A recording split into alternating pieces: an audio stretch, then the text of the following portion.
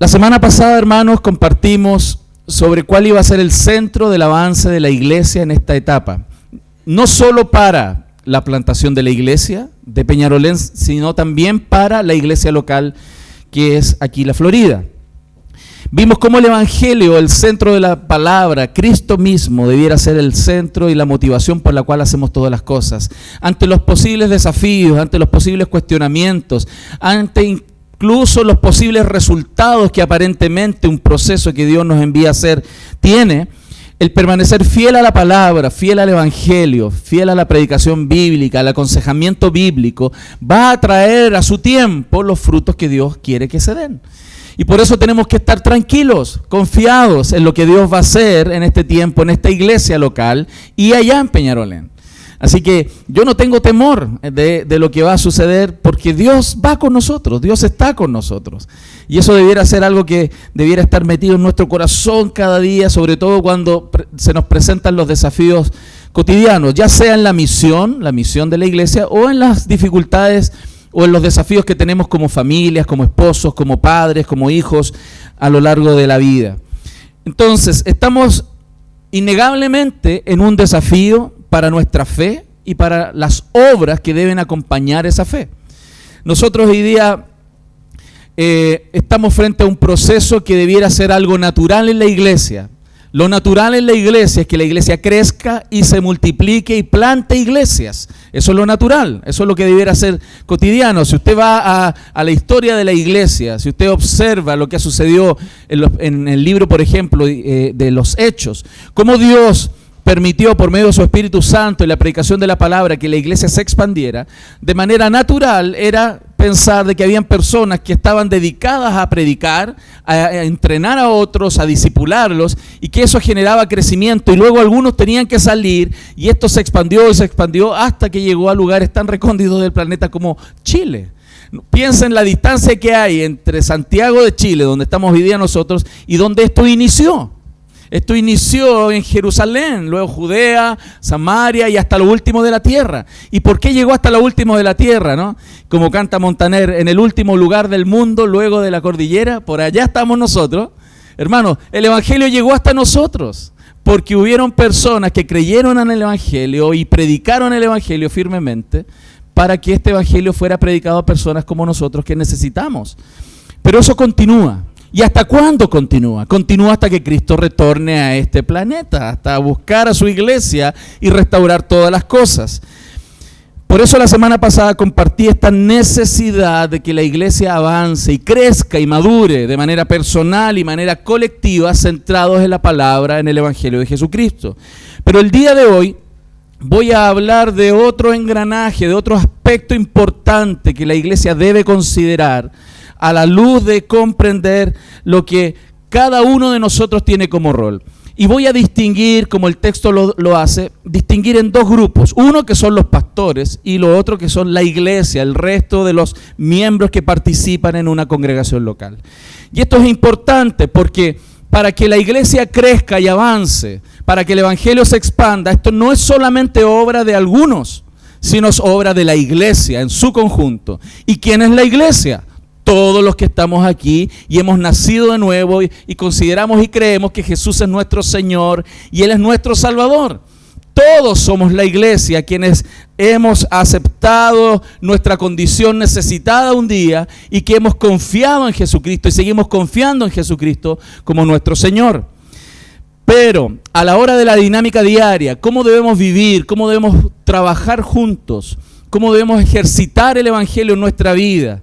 Para el crecimiento del reino, del establecimiento del reino del Señor en este mundo, la Biblia ha dispuesto que hayan pastores y ha dispuesto, por supuesto, que cada miembro de la iglesia con sus dones y talentos y lo que él es, lo que ella es, no solamente crezca, sino que además sirva al Señor. Por eso quiero invitarle, por favor, a que vamos a 1 Tesalonicenses, si usted tiene su Biblia ahí, y si no tiene su Biblia, siéntese al lado de un cristiano, porque siempre anda con Biblia, ¿no? ¿Sí? O préndala, ya que la tiene digital por ahí. 1 Tesalonicenses capítulo 5, versos 12 y 13. Entonces vamos a ver en estos dos textos como base, lo que la iglesia y los pastores deben vivir en sus roles y sus énfasis, y que estos roles y énfasis van a permitir, por supuesto, que el Señor se manifieste en este mundo y en la iglesia y bendiga el trabajo que todos queremos hacer. Si yo le preguntara a usted, ¿usted ama al Señor? Lo más probable es que me diga, sí, amo al Señor. Y ese amor debe ser mostrado, canalizado, por supuesto, también en cumplir los roles que Dios nos ha determinado. Dice así la palabra. El apóstol dice así, Primera de Tesalonicenses 5, 12 y 13. Os rogamos, hermanos, que reconozcáis a los que trabajan entre vosotros y os presiden en el Señor y os amonestan, y que los tengáis en mucha estima y amor por causa de su obra. Tened paz entre vosotros. Para poder entender mejor este texto, es necesario un poco profundizar, ¿cierto?, en el contexto que estaba pasando. La iglesia de Tesalónica era una buena iglesia.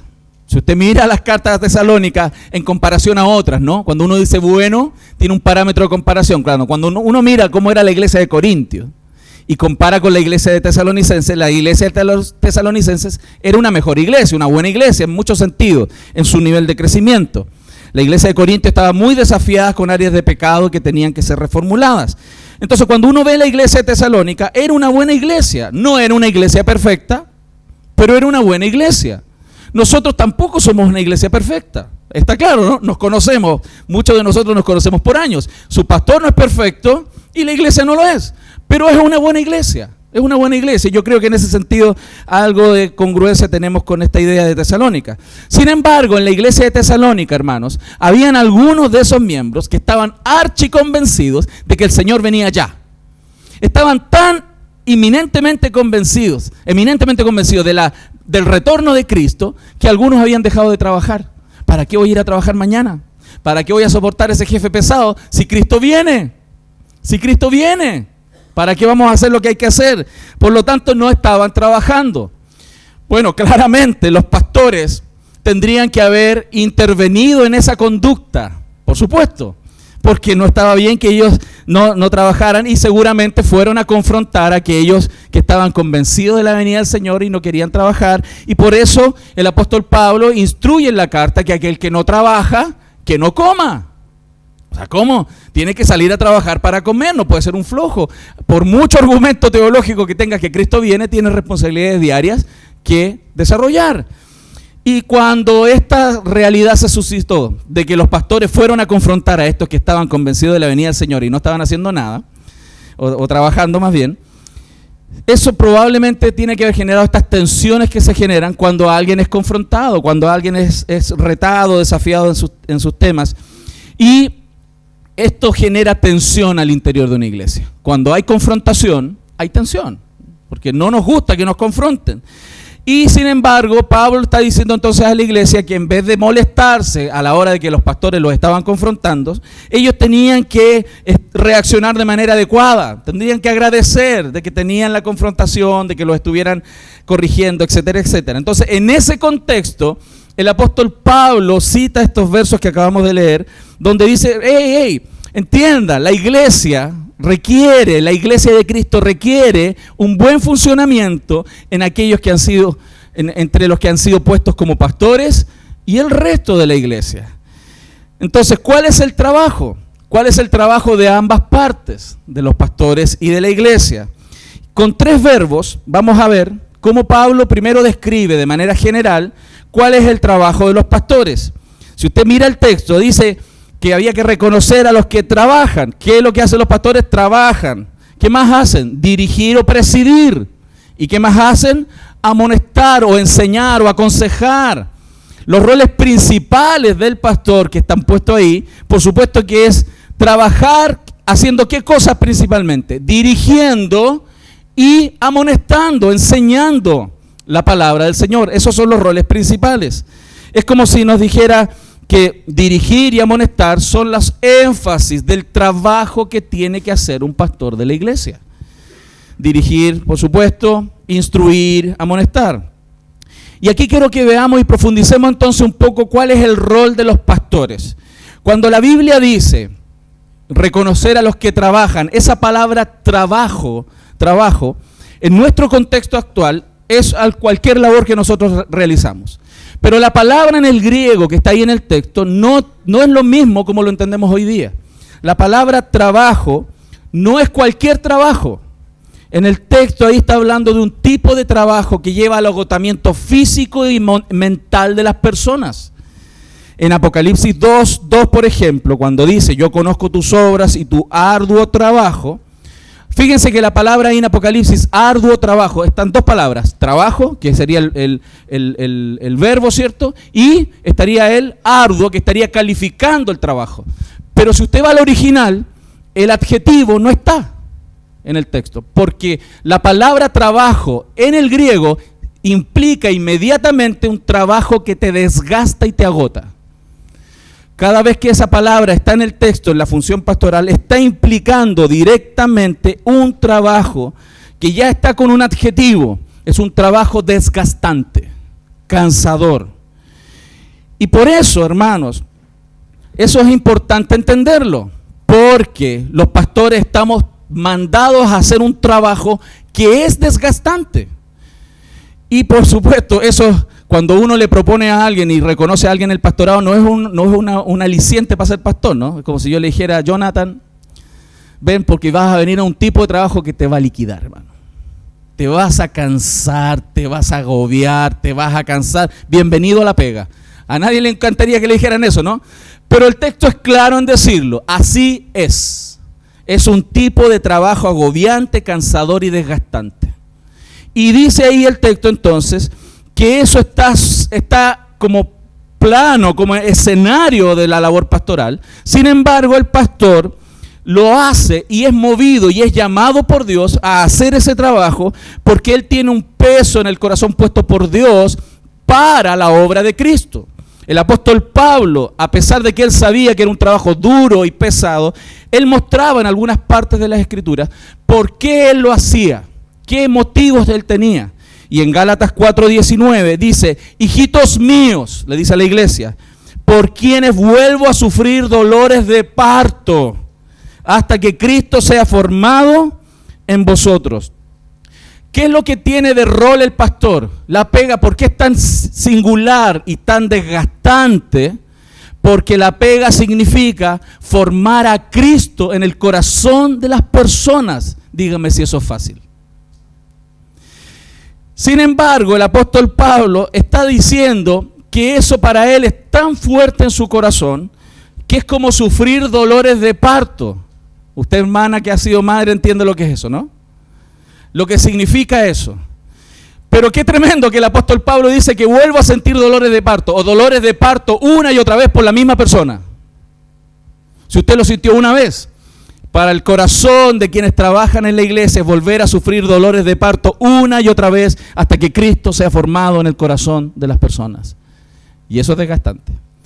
Y por eso, a pesar de que es doloroso, el apóstol Pablo y quienes trabajamos en estos roles entendemos que al mismo tiempo de ser doloroso y desgastante, es un gran privilegio. Yo digo, es el mejor trabajo que alguien puede tener en este planeta. Formar a Cristo en el corazón de otra persona. Eso es pastorado. Es un trabajo extraordinario. El que yo creo que es el mejor trabajo. Si yo pudiera volver 10 años atrás, 15 años atrás, y me preguntaran si lo haría, sí, lo haría. Sin embargo, eso no quita que es un gran trabajo. Y es un camino de recorrer y avanzar predicando el Evangelio para que Cristo sea formado en el corazón de las personas. Pero también hay otra palabra, otro verbo, otra acción, que es presidir, que es dirigir. Fíjense, como dice ahí, os rogamos, hermanos, que reconozcáis los que trabajan entre vosotros y os presiden, os lideran en el Señor. En Timoteo, cuando se usa la palabra, esta misma palabra dice, 1 Timoteo 5:17, si usted quiere tomar nota, dice, los ancianos que gobiernan bien sean tenidos por dignos de doble honor, mayormente los que trabajan en predicar y enseñar. Y ahí cuando dice la palabra los ancianos que gobiernan bien, la palabra ahí, gobernar, es la misma que se utiliza arriba en presidir. Quienes gobiernan, quienes dirigen, son personas que están calificadas para dirigir. Por eso, quienes son llamados al pastorado tienen que dar muestras de calificación primero en el gobierno en su casa. Si no saben gobernar bien su casa, no pueden gobernar la iglesia de Cristo. O sea, hay características que Dios pide a quienes Dios llama, y por eso la iglesia no logra formar pastores. Los pastores no formamos pastores. Dios llama a los pastores. Lo que hace la iglesia y otros pastores es darle algunas herramientas para después ver si él tiene o no tiene las características que Dios puso en esa persona para el trabajo. Pero cuando la Biblia dice ahí en 1 Timoteo 5:17 a los ancianos, no está hablando de los pastores, no usa la misma palabra poema de pastorado, sino que usa una palabra que tiene relación con dirigentes, con líderes, aquellos que los lideran y que gobiernan bien, sean tenidos por doble honor. Significa, hermanos, entonces, que este gobierno es parte de lo que Dios ha estipulado para que la iglesia crezca. Si hay algo que puedo decir en ese sentido, que la iglesia, hermanos, no es una democracia, no lo es. Es una teocracia. Depende del gobierno mayoritario de Dios. Y es como si Él fuera el Rey Supremo de todas las cosas, y para poder ejercer su gobierno total en todo, Él pone gobernadores locales de una provincia. Y esa provincia, donde Él pone un gobernador local, digamos ese gobernador, son los pastores. Y no significa que los pastores son mejores que los otros, no. Simplemente tienen un rol distinto al resto. Y por eso el mandato es que la iglesia, para que la iglesia avance, se requiere, por supuesto, que haya dirección, que haya gobierno, que hayan pastores. Esa es la voluntad de Dios, y así las cosas avanzan. En Hebreos 13:17, por favor busque ese texto, Hebreos 13:17.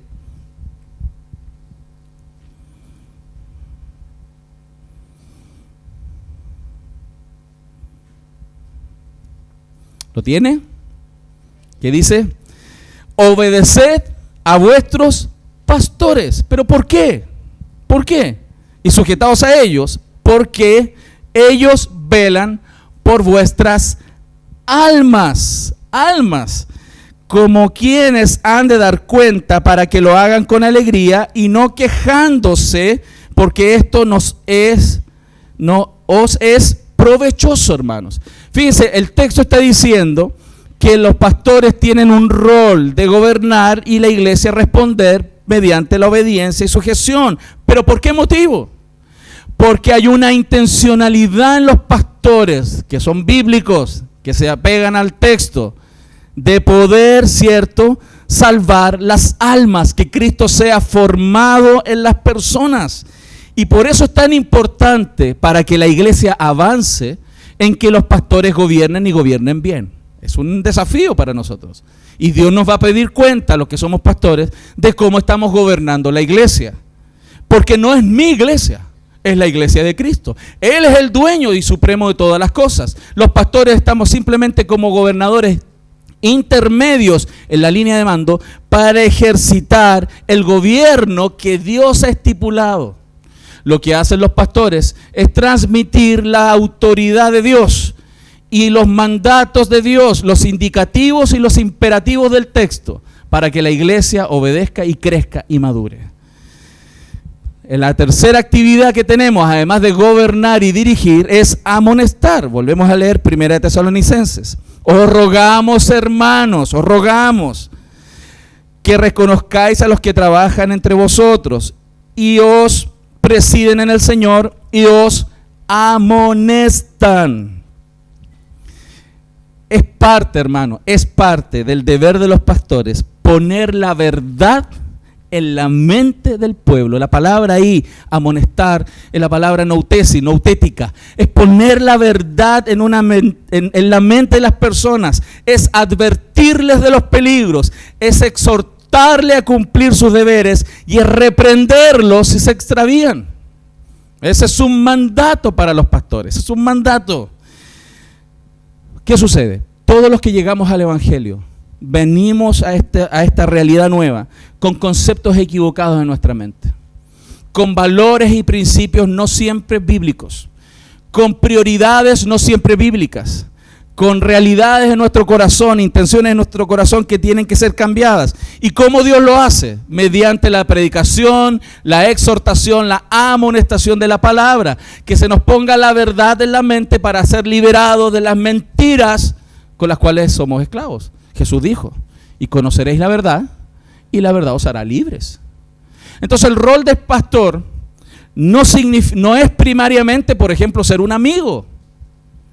El rol del pastor es poner la verdad en la mente de las personas, exhortarles a cumplir sus deberes, advertirles de los peligros y reprenderlos cuando se extravíen.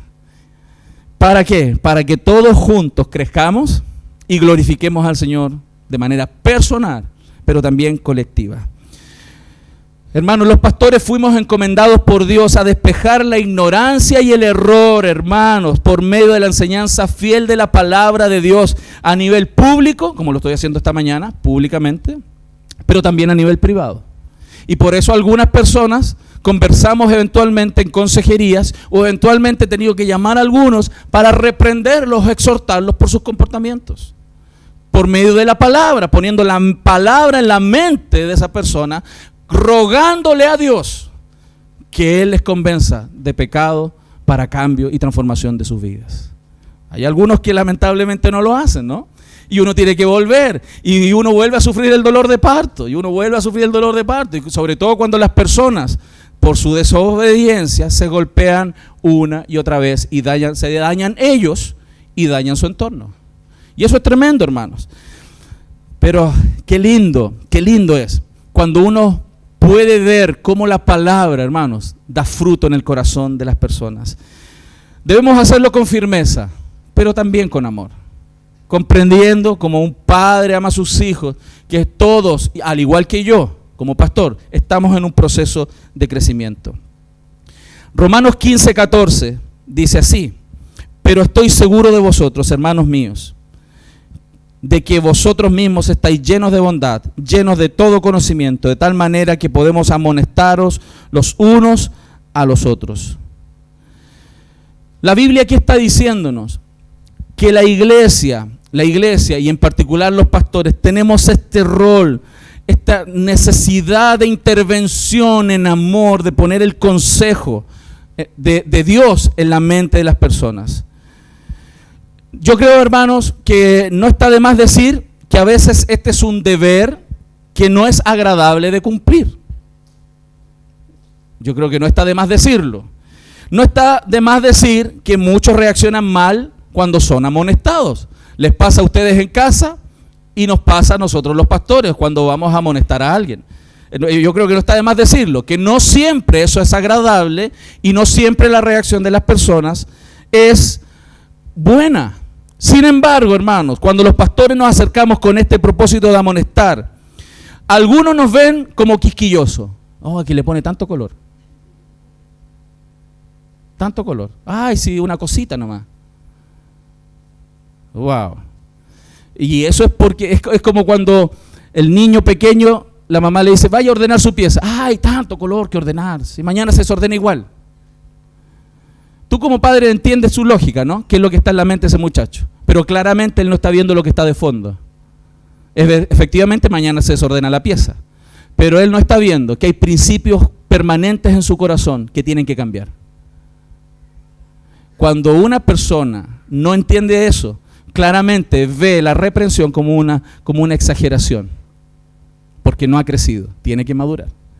Entonces, algunos nos ven como quisquillosos, otros nos ven como exagerados y en el peor de los casos como una molestia. Ya, otra vez, pastor, otra vez, ya me va a llamar otra vez. Sí. Y yo soy de esos hinchadores. Y me va a tener ahí, mientras usted sea miembro de esta iglesia, acuérdese, me va a ver.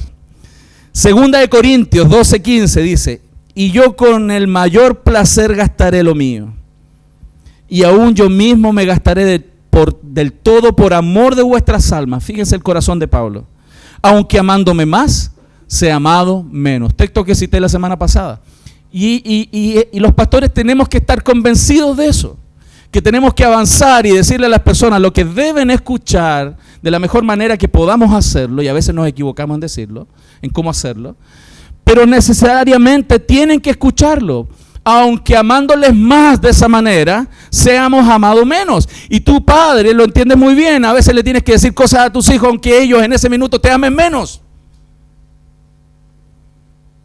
A pesar de que tú los amas con todo tu corazón, para que ellos sean maduros, y ellos en ese instante no te aman, te llegan a odiar, ¿cierto?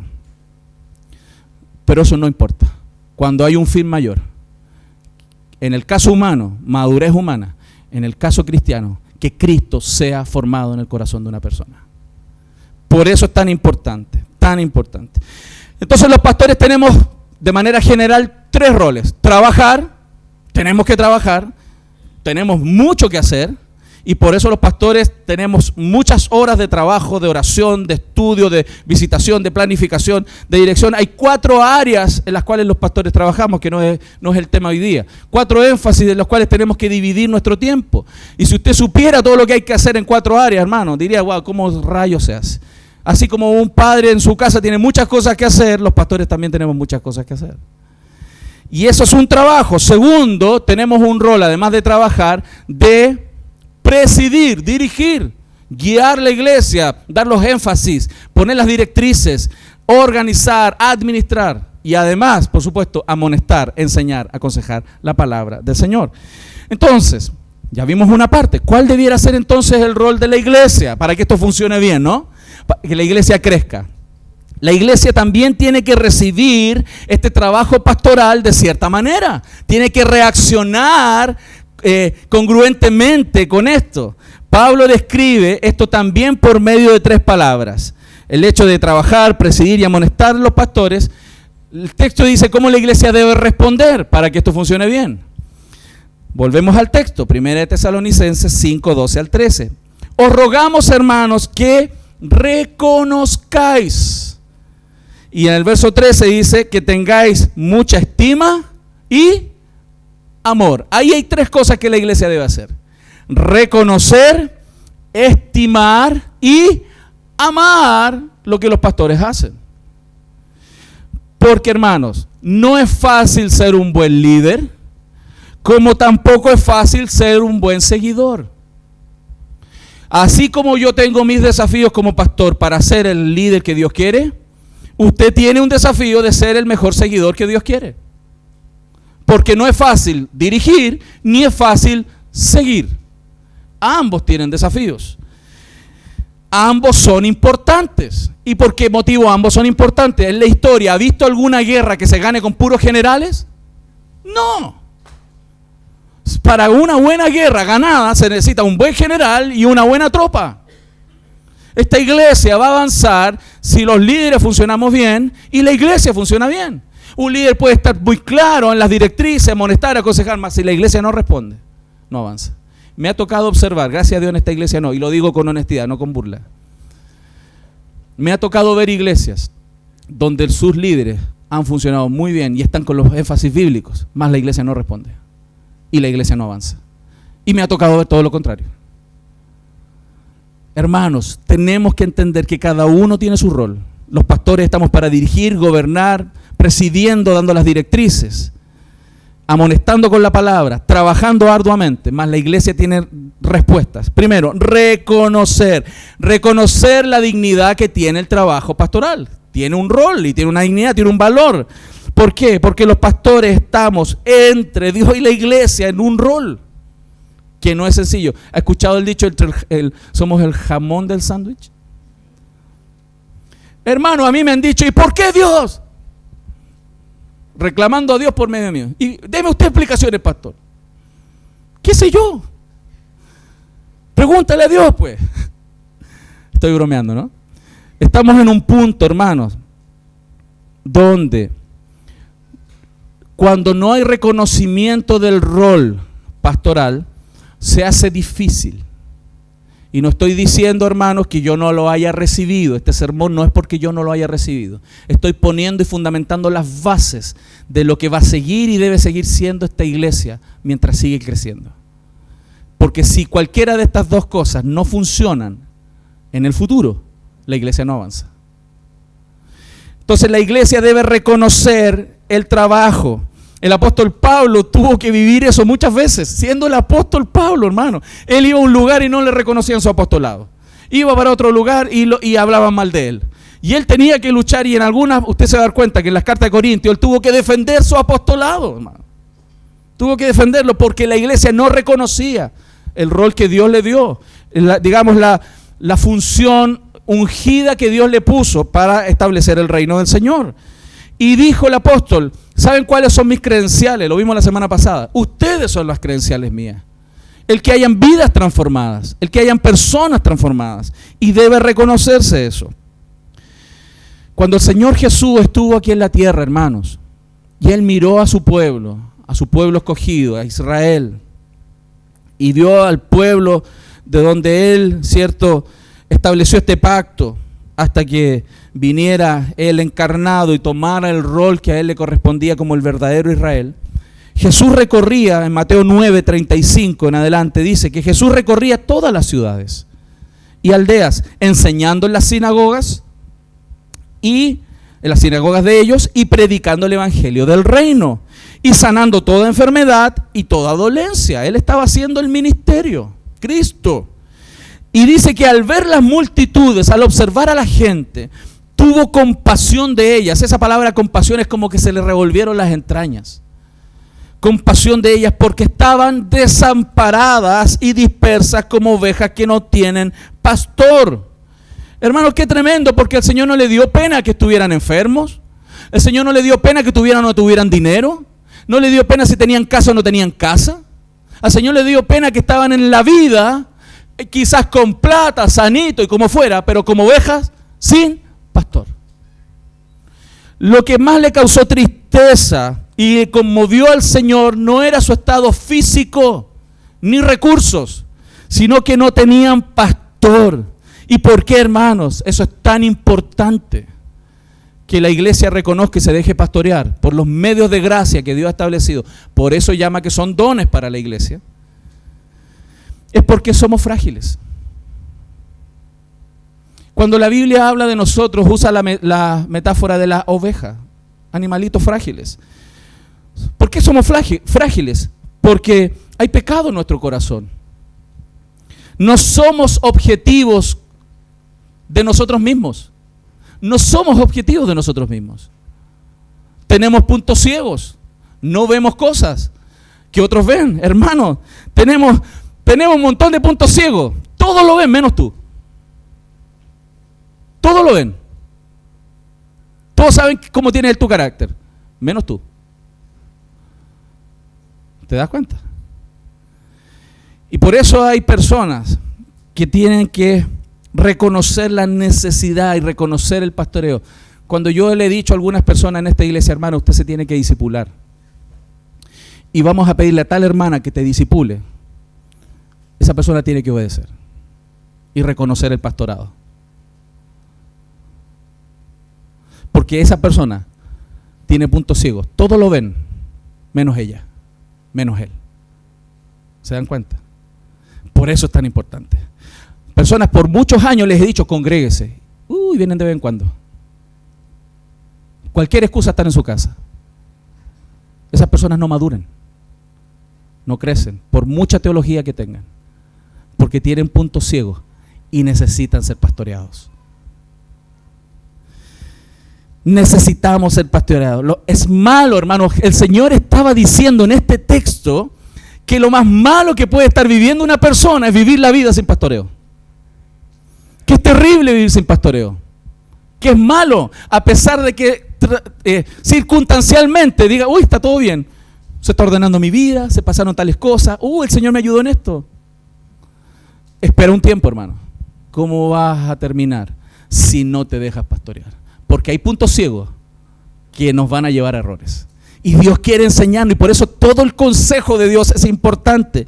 En 1 Tesalonicenses lo dice, os rogamos, hermanos, que amonestéis a los ociosos, que alentéis a los de poco ánimo, que sostengáis a los débiles, que seáis pacientes para con todos. Miren, y aquí quiero hacer algo importante.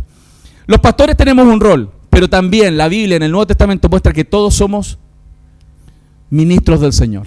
Y el pastor está entrenando a unos y a otros para que ellos también cuiden la iglesia. Porque efectivamente la iglesia no puede crecer solo con un pastor. Se necesita que todos funcionemos con los dones.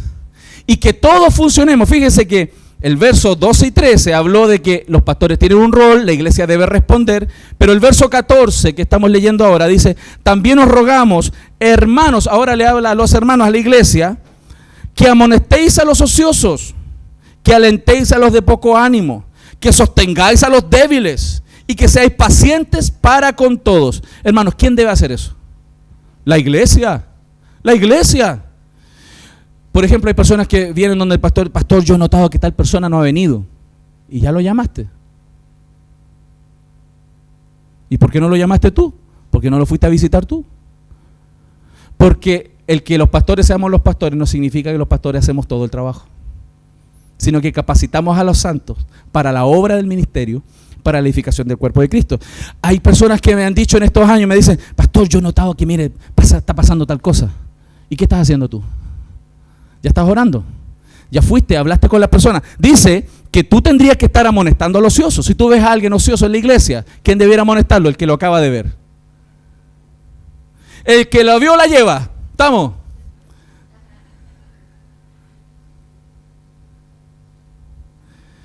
Que alentéis a los de poco ánimo.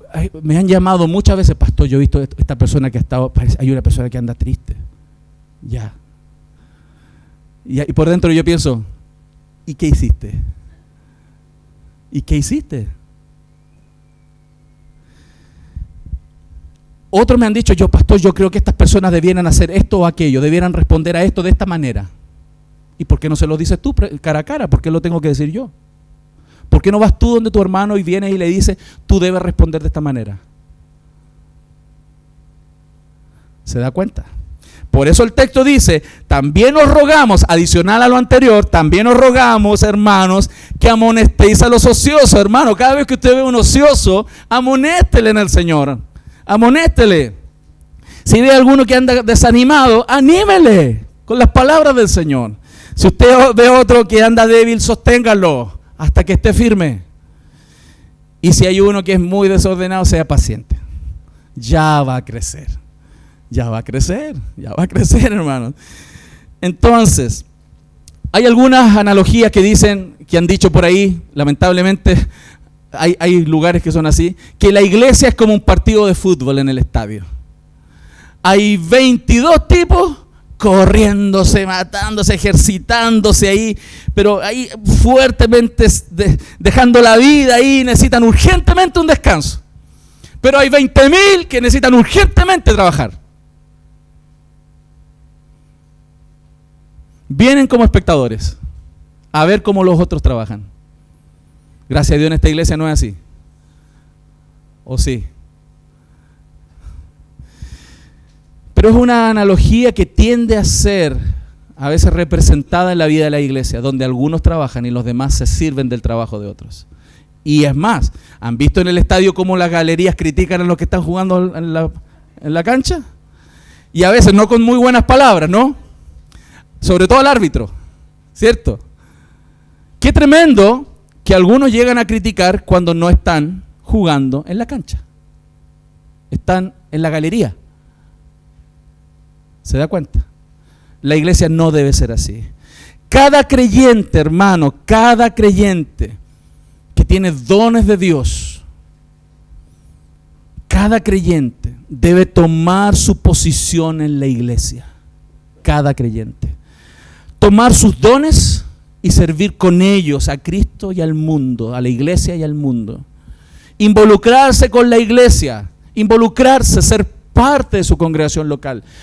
No ser un extranjero ni advenedizo. Qué impresionante, porque Cristo murió justamente para que no fuéramos extranjeros ni advenedizos, sino miembros de la familia de Dios. Pero hay cristianos que van a las iglesias como extranjeros. y advenedizos no son miembros de la familia. Por eso el Señor le da un sentido de familia.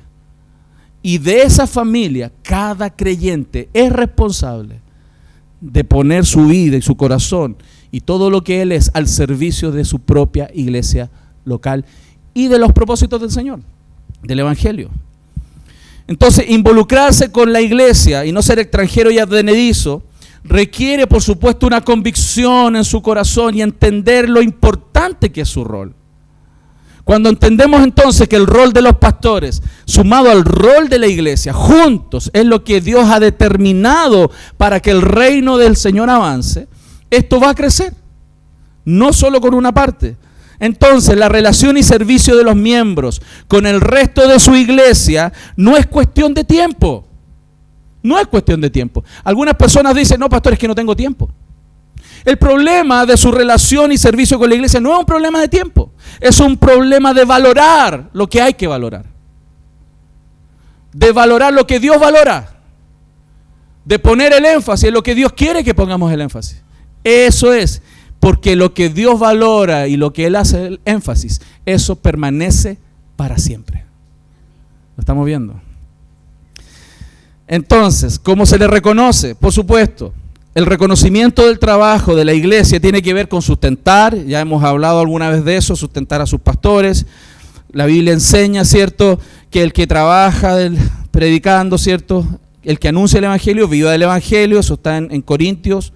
En Gálatas dice 6:6, dice, el que enseñando en palabra, el que es enseñado en la palabra, haga partícipe de toda cosa buena a quien lo instruye. Ese es un área importante de reconocimiento hacia los que trabajan. Está claro, es como cuando usted va al trabajo, ¿no? Su trabajo. Usted va al trabajo, trabaja todo un mes y usted espera un reconocimiento. ¿Le gustaría que su jefe llegara el 30 y le dijera, te pasaste este mes? Te felicito, cabro. Nos vemos el lunes. No, usted espera el fruto de su trabajo, que también es un reconocimiento a la labor desempeñada, que es su sueldo. Los pastores también trabajan. Y esa es una manera de reconocer. Lo segundo, entonces, la iglesia debe responder obedeciendo el trabajo. Cuando los pastores damos, mientras no sea una locura, no vayan para allá al despeñadero, no van a ir, ¿no? Cuando usted llega a esta iglesia, se saca el sombrero, no el cerebro. ¿Cierto? Si el pastor del púlpito le está diciendo estupidez y locura, no las haga. Más si el pastor le está diciendo lo que la Biblia nos dice que tenemos que hacer, y que hacia dónde vamos a avanzar, y que ahora el énfasis es la plantación de la iglesia, muchas veces eso no funciona porque a pesar de que los líderes estamos dando la dirección, la gente se queda atrás, no avanza. Por eso las cosas fracasan. Entonces, obedeced a vuestros pastores y sujetaos a ellos, porque ellos velan por vuestras almas como quienes han de dar cuenta, para que lo hagan con alegría, hermano. Si yo les he dicho que la carga es pesada, cuando le ponen adicional, usted le ponen unos gramitos extras, con la desobediencia, la cosa se pone más difícil. Es como llevar un saco de papa y que después te pongan unos kilitos más de papa encima, ¿sí? Pastor, no, es que mire, que esto, que otros kilitos más. No, es que mire tal cosa, que tal persona dijo tal cosa, otros kilitos más. Por eso es importante obedecer, porque estamos intentando avanzar. ¿Cuál es la meta de la iglesia? ¿Una denominación más grande? No.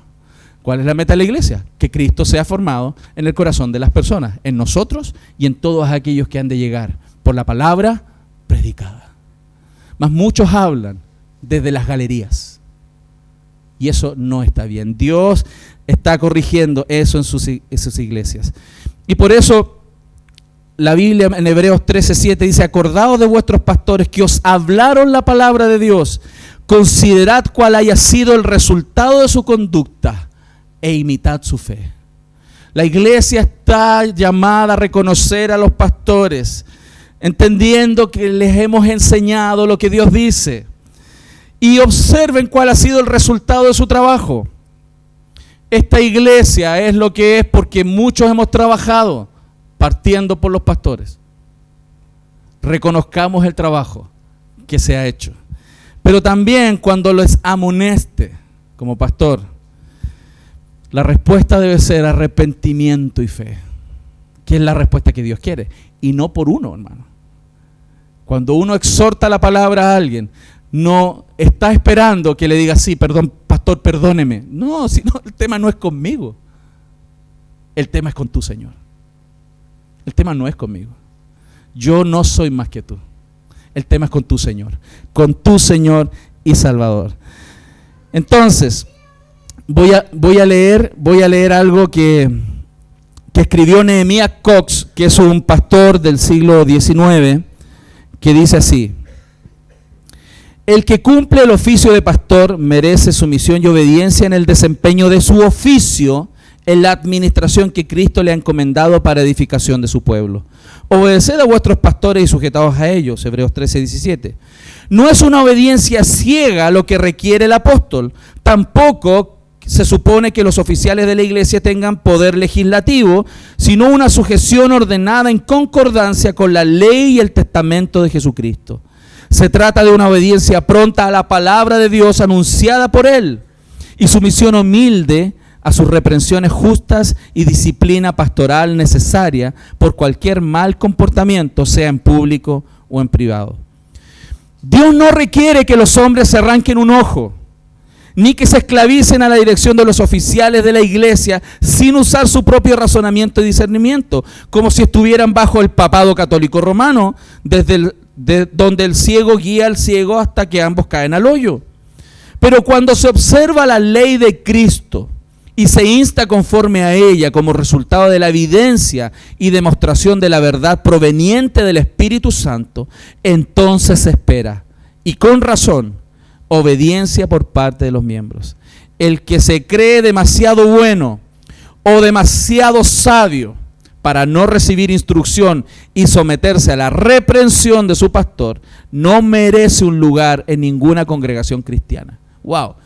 A mí me impresionó sobre todo la última frase de Nehemías Cox. Esto es parte de la vivencia de la iglesia del siglo XIX, que no es distinta a la iglesia primitiva y no es distinta a las vivencias de la iglesia de hoy. Pero, hermanos, y aquí hablo ya del testimonio personal, como ejemplificación de este texto.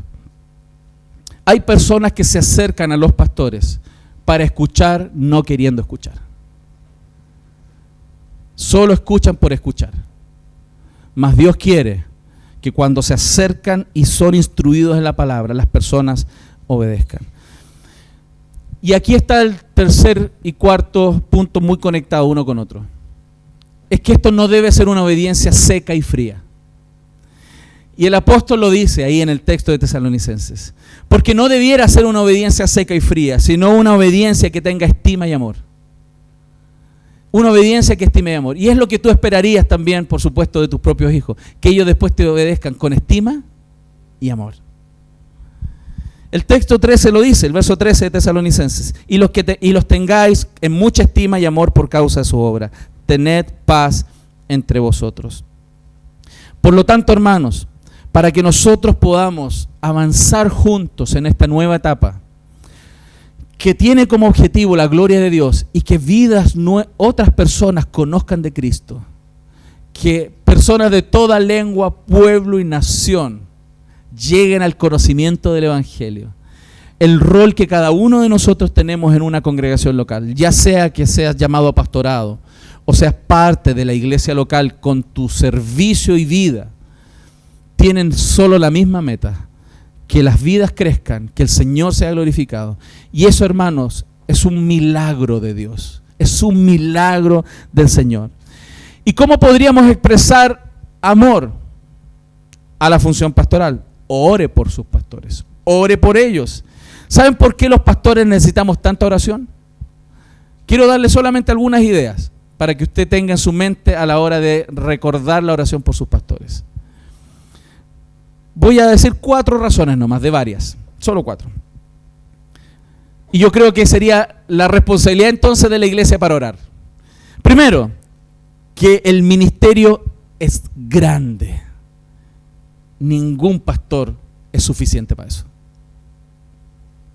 No hay pastor en este planeta que le alcance para suplir lo que hay que hacer. No hay pastor, no existe en ninguna parte de este planeta. Y si el ministerio es tan grande y la demanda es tan gigante, usted tiene que orar por sus pastores. Segunda razón por la cual usted debe orar por sus pastores. Existe gran oposición en contra de los ministros. Demoníaca, propio Satanás, intentando botarnos. Y yo quiero tomar como ejemplo este terrible ejemplo de función pastoral que hemos visto en los medios hace algunas semanas. Y usted sabe lo que eso significa y claramente yo no estoy para nada de acuerdo con lo que él hizo. Sin embargo, al estudiar este texto, hice la siguiente pregunta. ¿Cuántos de todos los que han criticado y siguen criticando estuvieron de rodillas permanentemente orando por ellos? ¿Cuántos han estado orando por vuestros pastores de su propia iglesia local? ¿Cuántos han estado orando por los pastores de la iglesia de este país para que el Señor los mantenga fieles a la palabra? ¿Cuántos lo han hecho? Entonces eso es una crítica y un desafío. Porque si hemos de ver líderes que se mantengan firmes, no depende de su carácter firme, depende de la gracia de Dios sobre esas personas. Si yo he de permanecer parado en esta iglesia, no es por mi carácter, es por la gracia del Señor. Y por eso hay que orar. Otra razón por la cual usted debiera orar por vuestros pastores es porque también somos sometidos a muchas tentaciones y somos personas débiles. Como usted. Somos débiles. También somos tentados. Y si usted no está orando, y más encima somos el blanco de la caída, por eso necesitamos mucha oración. Y por último, porque si ellos caen, si los pastores caemos, va a haber gran deshonor a Cristo y a todo el pueblo. Porque cuando el pastor que usted conoce cayó, todo el pueblo cristiano cayó con él. Lo estamos viendo. Porque algunos se tienden a desmarcar. No, es que eso de allá. No, te va a pasar que en tu propio trabajo, tu propia convicción de fe evangélica va a ser cuestionada. Porque cuando cayó él, caímos todos. Los caminos de Cristo serán cuestionados. Por eso, mis hermanos, yo digo, qué tremendo. En conclusión, la iglesia es un cuerpo maravilloso que crece, donde los pastores y los miembros trabajamos en equipo, trabajamos juntos, beneficiándonos mutuamente para la gloria de Dios de todo lo que significa nuestro actuar. Yo en mi función como pastor, usted en la suya, usted ministrando mutuamente unos con otros, amando a sus hermanos, cuidando al que tiene al lado, desafiándole. Si hay un ocioso, lo reprende. Si hay uno desanimado, lo levanta. No me manda un WhatsApp nomás. Está bien, que me cuente, ¿no? Para enterarme. Pero espero que no entienda que yo soy el que tiene que hacerlas todas, sino que usted también es desafiado. Y esta iglesia local, con la etapa de plantación, está desafiada hoy día a que más personas sirvan. Hay cerca de 25, 30 personas probablemente que van a salir de esta congregación a la plantación, desde el 23 de junio en adelante. Por lo tanto, hay 25, 30 personas y la mayoría de ellos están funcionando en ministerios. Esta iglesia va a requerir de usted. Y no me refiero a la organización, no me refiero a la estructura, me refiero a la familia. Esta familia va a requerir de usted. ¿Lo estamos viendo? Porque eso es lo que es la iglesia. Algunos vamos a estar como líderes, otros como seguidores, pero tanto unos como los otros le sirven al mismo Señor y perseguimos la misma meta. ¿Estamos de acuerdo, hermanos? ¿A cuántos el Señor ha hablado esta mañana? ¿Se entiende mejor lo que es la iglesia? Es necesario cada cierto tiempo hacer este tipo de enseñanza. Yo le quiero invitarte a que oremos.